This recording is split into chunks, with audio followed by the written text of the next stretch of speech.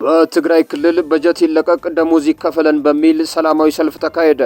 የሱዳን ባለስልጣናት ኢትዮጵያ በኮርሙዝ ላይ ለተሰነዘረው የአመፀኞች ጥቃት ድጋፍ እያደረገች ነው ሲሉ ከሰሱ።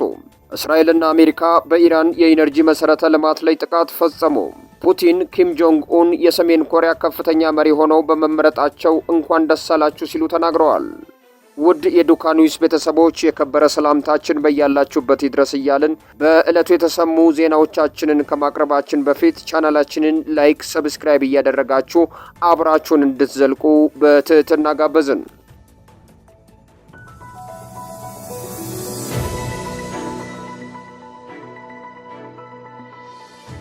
በትግራይ ክልል በጀት ይለቀቅ ደሞዝ ይከፈለን በሚል ሰላማዊ ሰልፍ ተካሄደ። ከፌዴራሉ መንግስት በጀት በመቋረጡ ምክንያት በመላው ትግራይ በመምህራንና በተማሪዎች የተመራ ሰላማዊ ሰልፍ በዛሬው ዕለት ተካሂዷል።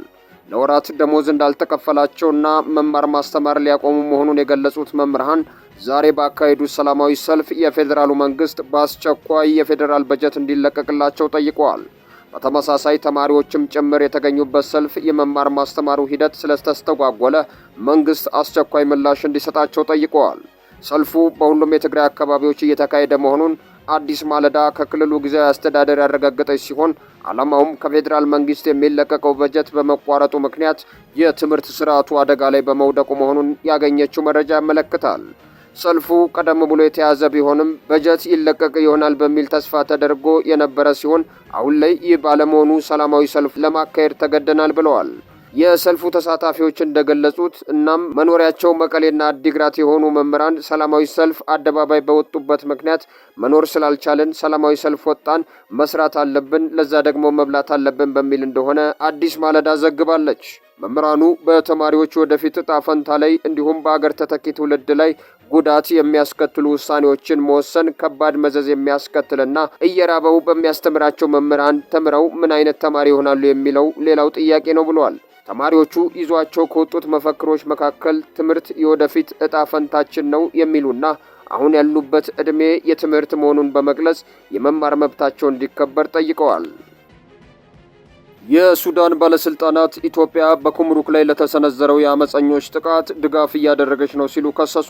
የሱዳን ባለስልጣናት ኢትዮጵያ የፈጥኖ ደራሽ ኃይሎችና የሱዳን ሕዝብ ነጻ አውጪ ንቅናቄ ሰሜን ጥምር ጦር ኃይሎች በስትራቴጂካዊቷ የድንበር ከተማ ኩምሩክ ላይ ለተሰነዘሩት አዲስ ጥቃት ድጋፍ አድርጋለች ሲሉ መክሰሳቸውን ሱዳን ትሪቡን ዘግቧል። የዜና ምንጩ የጠቀሰውን የሱዳን መንግስት ባለስልጣን እንደገለጹት ኢትዮጵያ ከሁለቱ አማጺ ቡድኖች ጋር ትስስር ያላቸው ታጣቂ በግዛቷ በኩል እንዲንቀሳቀሱ በፍቃድ ጥቃቱን ደግፋለች ብለዋል። ምንጩም አክለውም የጦር ተሽከርካሪዎች በኢትዮጵያ ሶሳ ተነስተው ጥቃቱን ከመሰንዘራቸው በፊት ወደ ድንበር አካባቢዎች መጓዛቸውን ገልጿል። በኩምሩክ ዙሪያ ውጊያው ጠንክሮ የቀጠለ ሲሆን በበርካታ ግንባሮች ግጭት እየተካሄዱ መሆኑን ዘግቧል። የሱዳን ሕዝብ ነጻ አውጪ ንቅናቄ ሰሜን ከተማዋ 20 ኪሎ ሜትር ርቀት ላይ በምትገኘው ጁሪት አቅራቢያ የሱዳን ጦር ክፍሎችን መደምሰሱን፣ የጦር መሳሪያዎችን መማረኩንና መኮንኖችን በቁጥጥር ስር መዋሉን ገልጿል። ሌሎችም ወታደሮች ወደ ኤድ ዳሚዚን ማፈግፈጋቸው ተናግሯል። እስራኤልና አሜሪካ በኢራን የኢነርጂ መሰረተ ልማት ላይ ጥቃት ፈጸሙ። የአሜሪካው ፕሬዝዳንት ዶናልድ ትራምፕ በኢራን የኢነርጂ መሰረተ ልማት ላይ ለመፈጸም የተቀመጠውን የጊዜ ገደብ ወደ 5 ቀናት ማራዘሙን ትላንት ካስታወቁ በኋላ ጥቃቱ መፈጸሙን ዘገባዎች አመላክተዋል። የኢራን መገናኛ ብዙሃን ጠቅሶ አናዶል እንደዘገበው በኢፋሳን የኢነርጂ ጣቢያ በተፈጸመው ጥቃት በአካባቢው የሚገኘው የተፈጥሮ ጋዝ አስተዳደር ህንጻና የጋዝ ግፊት መቆጣጠሪያ ማዕከል ላይ ጉዳት ደርሷል።